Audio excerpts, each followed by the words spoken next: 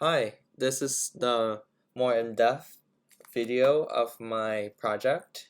And so, um, in the short video, I didn't have time to introduce you more to Amazon SageMaker. Um, but so I talked about how in SageMaker you can use your own model, but that's actually a more complicated way. Um, the easy way to use SageMaker is actually to use off-the-shelf common models that SageMaker provides. And so using these common models, it's super easy because all you need to do is putting your data into an S3 bucket. And then you can do training and inference, building model, and then deploy model with a few lines here. So here you see a code of you getting the train and validation data from S3. So you're calling SageMaker right here and putting it in uh, like an object, a Python object.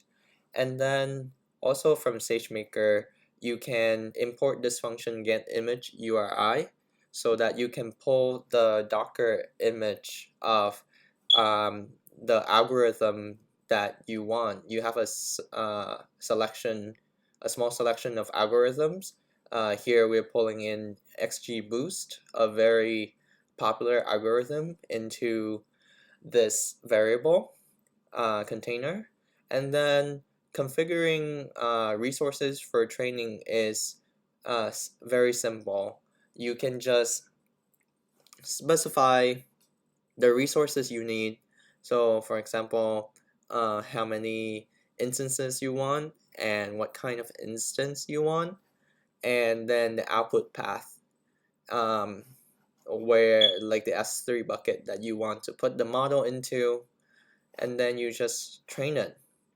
um, Super simple model training, very scalable um, in a few lines of code.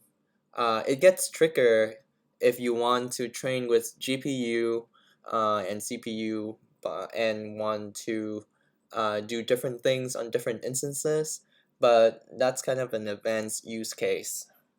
Deployment is also very simple. You just have to specify how many instances you want and the instance type.